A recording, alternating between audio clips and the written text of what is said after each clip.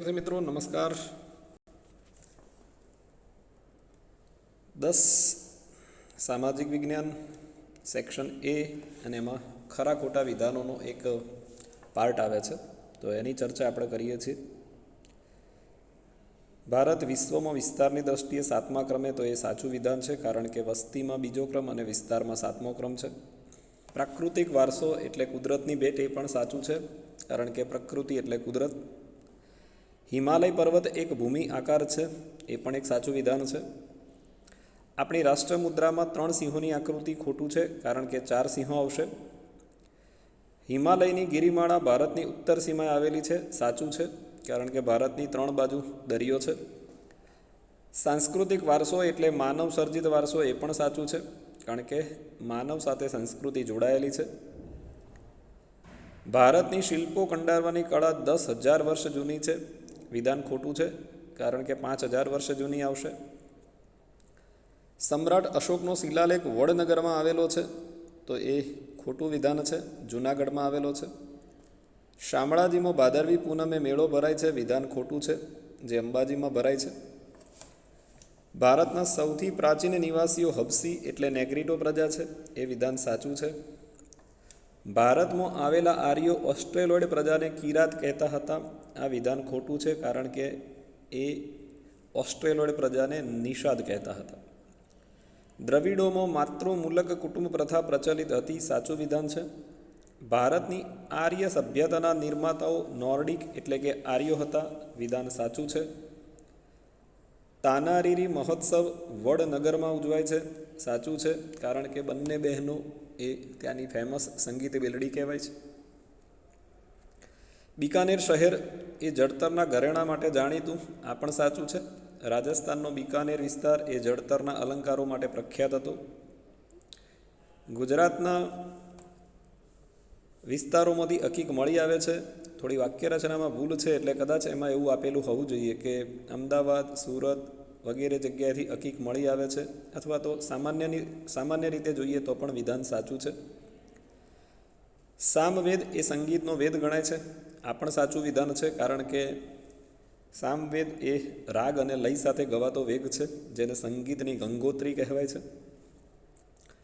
વિશ્વ યોગ દિન 21મી જુલાઈ, ખોટું વિધાન છે, 21મી જૂન, જેને વિશ્વ યોગ દિન કહેવાય છે. ધમાલ નૃત્ય કરતા સીધી મૂળ આફ્રિકાના, સાચું વિધાન છે. પટોળા બનાવવાની કળા 850 વર્ષ કરતાં વધારે પ્રાચીન, એ સાચું વિધાન છે. પાટણના પટોળા ભીમદેવ સોલંકી પ્રથમના સમયમાં આ કળા જે 850 વર્ષ પ્રાચીન હોવાનું મનાય છે. ભારતના દરિયા કિનારાની લંબાઈ આશરે 8,000 કિલોમીટર, ખોટું છે. 7,517 કિલોમીટરનો આપણો દરિયા કિનારો છે. જરીકામ માટે સુરત એ સાચું વિધાન છે. થોડુંક ધ્યાન આપવા જેવું, જરીકામ એટલે સુરત અને જળતર કામ એટલે બિકાનેર, આમાં વિદ્યાર્થીઓને કન્ફ્યુઝન થતું હોય છે. સંગીતના મુખ્ય 9 સ્વર એ ખોટું, 7 સ્વર આવશે. સંગીતના મુખ્ય 5 રાગ છે, એ સાચું છે. પંડિત સારંગદેવે સંગીત રત્નાકર ગ્રંથની રચના કરી હતી, સાચું વિધાન છે. અમીર ખુસરો ભારતમાં તૂતી એ હિન્દ તરીકે પ્રખ્યાત હતા, આ પણ સાચું વિધાન છે. તાના અને રીરી ગુજરાતની સંગીત બેલડી, વડનગર ગુજરાતમાં આવે એટલે સાચું વિધાન છે. અને નૃત્યના આદિદેવ ભગવાન શિવ નટરાજ, આ પણ સાચું વિધાન છે. મિત્રો, અહીંયા કેટલાક પ્રશ્નો એ આપે ભાગ 1 અને 2 પાર્ટ એના નિહાળ્યા હશે, તો આપને ખ્યાલ હશે કે રિપીટ થતા હશે. અને આપણે એમાં પણ કહેલું કે જોડકા અહીંયા જે આપેલા છે, અહીંયા જે ખરા ખોટા વિધાન આપણે જોઈ રહ્યા છીએ, એવું માની લેવાની જરૂર નથી કે બોર્ડમાં એ ખરા ખોટામાં કે જોડકામાં જ આવે. એ વિકલ્પમાં પણ આવી શકે છે, અન્યમાં પણ આવી શકે છે. એટલે દરેક ભાગને આપ શાંતિથી નિહાળી અને તૈયાર કરજો. અહીંયા બીજો જે 29મો પોઈન્ટ આપણો છે, કથકલી એ કેરળ, તો સાચું વિધાન છે, આ પણ જોડકામાં આવી ગયું. ભરત મુનિએ નાટ્યશાસ્ત્ર લખ્યું, જે અતિ પ્રાચીન અને પ્રચલિત કલાક્ષેત્ર છે, તો એ સાચું વિધાન છે. ગરબો શબ્દ ગર્ભ દીપ ઉપરથી બનેલો છે, સાચું વિધાન છે. જયશંકર સુંદરીએ ભવાઈને ભાવ પ્રધાન નાટકો કહ્યા છે, ખોટું છે, કારણ કે જયશંકર સુંદરી એક ગુજરાતના જાણીતા નાટ્યકાર છે અને અસાહિત ઠાકર એ ભવાઈના પ્રણેતા છે, એટલે આ વિધાન ખોટું થશે. ઋગ્વેદ એ ભારતીય સાહિત્યનું પ્રાચીન ગ્રંથ, સાચું વિધાન. યજુર્વેદ એટલે સંગીતની ગંગોત્રી એ ખોટું, કારણ કે અહીંયા સામવેદ આવશે.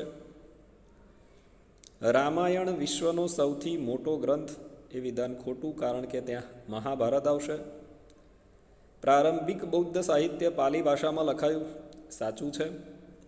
બૌદ્ધ સાહિત્યને ત્રિપિટક તરીકે ઓળખાય, કારણ કે સુક્ત પિટક, વિનય પિટક અને અભિધમ પિટક એમ 3 છે, એટલે ત્રિપિટક કહેવાય છે. કવિ કાલિદાસે કાદંબરીની રચના કરી, ખોટું છે. કાદંબરીની રચના બાણભટ્ટે કરી હતી. કાલિદાસ વિશ્વ પ્રસિદ્ધ કવિ છે, સાચું છે. દ્રવિડ કુળની સૌથી જૂની ભાષા એટલે તમિળ, એ પણ સાચું છે. રાજતરંગિણી એ ભારતનો સર્વપ્રથમ ઐતિહાસિક ગ્રંથ, સાચું છે. રાજતરંગિણી ભારતના ઇતિહાસને આલેખતો મહત્વપૂર્ણ ગ્રંથ છે, એ ખોટું છે, કારણ કે એ કથા સરિત સાગર આવશે. ગીત ગોવિંદની રચના જયદેવે કરી, તો એ વિધાન સાચું છે. તમિળ ભાષામાં રામાયણની રચના કવિ કંબલે કરી, તો એ પણ સાચું છે. ઉર્દુ ભાષા દિલ્હીના સુલતાનોની રાજભાષા હતી, ખોટું છે. ફારસી આવશે અહીંયા. વિજયનગરના મહાન સમ્રાટ કૃષ્ણદેવરાયે આમુક્ત માલ્યદા નામના ગ્રંથની રચના કરી, સાચું છે. તેલુગુ ભાષામાં એમણે આ ગ્રંથ રચ્યો હતો, જેઓ તેલુગુ અને સંસ્કૃતના લેખક હતા. તક્ષશિલામાં ગ્રંથાલયવાળો વિસ્તાર ધર્મગંજ તરીકે ઓળખાતો હતો, તો એ વિધાન સાચું આવશે. અહીંયા ભૂલથી ખોટું થઈ ગયેલું છે, તો આપે ખાસ ધ્યાન રાખવાનું છે. અહીંયા સાચું આવશે. તક્ષશિલામાં સાચું જ આવશે, મારે ભૂલ થાય છે. અહીંયા નાલંદામાં ગ્રંથાલય વિભાગ આવશે, એટલે આ વિધાન ખોટું જ આવશે, અને નાલંદાનો ગ્રંથાલય વિભાગ ધર્મગંજ તરીકે ઓળખાતો હતો. તક્ષશિલા વિદ્યાપીઠમાં 64 વિદ્યાઓનું શિક્ષણ અપાતું હતું, તો એ સાચું છે. વારાણસી યાત્રાધામ તરીકે પ્રસિદ્ધ, 100% સાચું છે, કારણ કે બહુ લોકો વારાણસી એટલે કાશીની યાત્રાએ જતા હોય છે. વલ્લભી વિદ્યાપીઠ ગુજરાતમાં, તો આપણને ખબર હશે, એ ભાવનગરમાં આવેલી પ્રખ્યાત વિદ્યાપીઠ એટલે ગુજરાતની છે. આઈને અકબરી એ અબુલ ફજલે લખ્યો, સાચું છે. અબુલ ફજલના 2 ગ્રંથો છે, આઈને અકબરી, અકબરનામા. કૌટિલ્યનું અર્થશાસ્ત્ર વહીવટી વિજ્ઞાનની કૃતિ છે, આ વિધાન પણ સાચું છે. રસાયણશાસ્ત્ર એટલે પ્રયોગાત્મક વિજ્ઞાન, આ પણ સાચું વિધાન છે. મહર્ષિ ચરકે ચરક સંહિતામાં 2000 વનસ્પતિ ઔષધિઓનું વર્ણન કર્યું, એ વિધાન પણ સાચું છે. શાલિહોત્રનું અશ્વશાસ્ત્ર પ્રખ્યાત, સાચું વિધાન. શૂન્યની શોધ આર્યભટ્ટે કરી, એ પણ સાચું વિધાન છે. ઈસવીસન 1260માં ભાસ્કરાચાર્યએ લીલાવતી ગણિત અને બીજ ગણિત નામના ગ્રંથો લખ્યા, આ વિધાન ખોટું, કારણ કે આ 1150માં રચાયેલું છે, એટલે ત્યાં ધ્યાન આપવાનું છે. ભાસ્કરાચાર્યને ગણિત શાસ્ત્રના પિતા કહેવાય છે, તો આપણને ખબર હશે કે ગણિત શાસ્ત્રના પિતા તરીકે આર્યભટ્ટ પ્રખ્યાત છે. ખગોળશાસ્ત્ર એ સૌથી પ્રાચીન છે, તો સાચું છે. ભારતના પ્રથમ ઉપગ્રહનું નામ એ ચંદ્રાયન હતું, ખોટું વિધાન છે. આર્યભટ્ટ હતું, આપણને ખ્યાલ જ છે. એ જ રીતે વાસ્તુશાસ્ત્ર ખગોળશાસ્ત્રનું અવિભાજ્ય અંગ છે, આ વિધાન ખોટું છે. અહીંયા જ્યોતિષશાસ્ત્ર શબ્દ આવશે. વિવિધતામાં એકતા એ ભારતીય સંસ્કૃતિનું લક્ષણ, એ સાચું વિધાન છે. યોગશાસ્ત્રના રચયિતા મહર્ષિ પતંજલિ હતા, આ પણ સાચું છે. નટરાજનું શિલ્પ કલાની દ્રષ્ટિએ આંતરરાષ્ટ્રીય ખ્યાતિ ધરાવે છે, સાચું વિધાન છે. વિશ્વકર્મા એટલે દેવોના પ્રથમ સ્થપતિ, આ પણ સાચું છે. વિજ્ઞાન એટલે વ્યવહારું નહીં પરંતુ વ્યવસ્થિત જ્ઞાન, એટલે આ વિધાન ખોટું આવશે. અહીંયા લખેલું છે મહર્ષિ ચરકે ચરક સંહિતા ગ્રંથ રચ્યો, સાચું છે. અજંતાની ગુફા એ ગુજરાત નહીં પરંતુ મહારાષ્ટ્રમાં આવેલી છે, એટલે આ વિધાન ખોટું થશે. અને અજંતાની ગુફાઓના ચિત્રોનો મુખ્ય વિષય બૌદ્ધ ધર્મ છે, આ વિધાન સાચું છે. એટલે અહીંયા થોડોક પ્રયત્ન આપણે એવો કર્યો છે કે જે ખોટા વિધાનો છે એને સાચામાં પૂછાય તો પણ આપણને આવડે. આગળનું વિધાન, ઇલોરાની ગુફાઓ મહારાષ્ટ્રમાં આવેલી છે, સાચું. અજંતાની ગુફાની સંખ્યા 34 એ ખોટું, કારણ કે 29 આવશે. ઇલોરાની ગુફાની સંખ્યા 34 આવશે એટલે એ વિધાન પણ ખોટું આપેલું છે અહીંયા. ઇલોરાની ગુફાઓમાં 16 નંબરની ગુફામાં કૈલાસ મંદિર, એ વિધાન સાચું છે. એલિફન્ટાની ગુફા અરબ સાગરમાં છે, સાચું વિધાન છે. 1987માં એલિફન્ટાને વૈશ્વિક વારસાની યાદીમાં સ્થાન આપ્યું છે, સાચું વિધાન છે. એલિફન્ટાને સ્થાનિક માછીમારો પાવાપુરી કહે છે. પાવાપુરી નથી કહેતા, પરંતુ ધારાપુરી કહે છે, એટલે આ વિધાન ખોટું છે. પટદકલ એ ચાલુક્ય વંશની રાજધાનીનું નગર હતું, તો એ સાચું. ખજુરાહો એ મધ્યપ્રદેશના અંદર આવેલા મંદિરો છે, તો સાચું છે. કોણાર્કનું સૂર્ય મંદિર ઓડિશામાં છે, તો એ પણ સાચું છે.